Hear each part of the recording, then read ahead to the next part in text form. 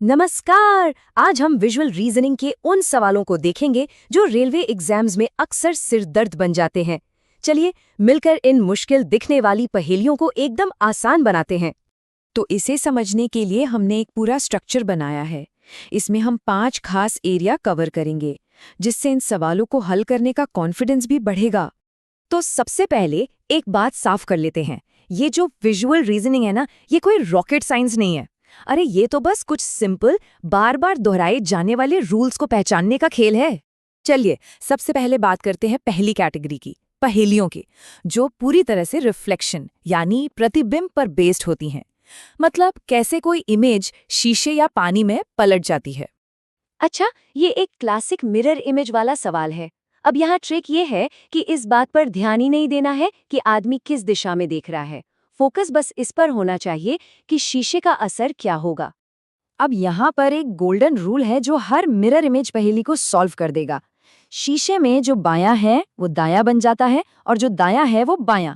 बस। तो इसका सीधा सा मतलब ये हुआ कि दाएं हाथ का झंडा रिफ्लेक्शन में बाएं हाथ में दिखाई देगा। सिंपल। और यहाँ पे मिरर और वाटर इमेज के बीच का जो फर्क है वो एकदम साफ हो जाता है। शीशे में इमेज हॉरिजॉन्टली यानी दाएं से बाएं पलटती है, जबकि पानी में वर्टिकली यानी ऊपर से नीचे।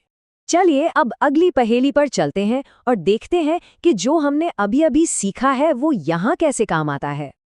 तो ये है हमारा दूसरा गोल्डन रूल। पानी की इमेज में ऊपर का हिस्सा नीचे बन जाता है और नीचे का हिस्सा ऊपर।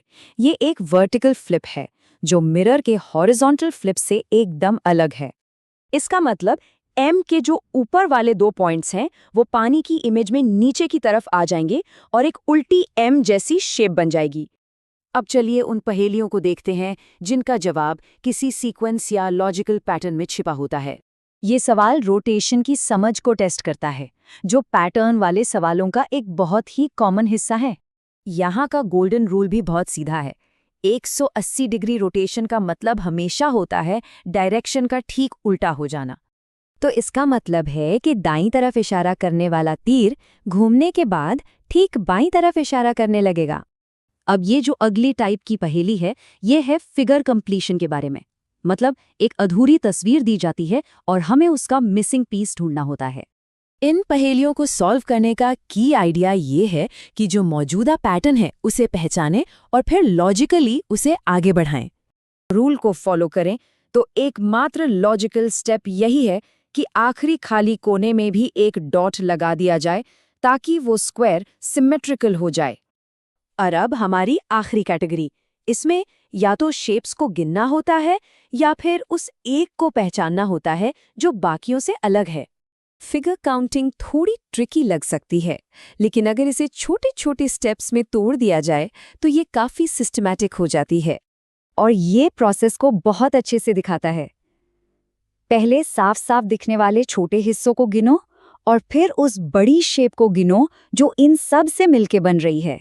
तो यहाँ सबसे ज़रूरी बात है फाइनल काउंट। 4 छोटे ट्राइंगल और एक बड़ा ट्राइंगल जो उनसे मिलकर बना है, मतलब टोटल हुए 5। हमारी आखिरी पहेली ऑड वन आउट टाइप की है। इसमें उस एक फिगर को ढूंढना है जो बाकी सबसे अलग नियम फॉलो कर रहा हो।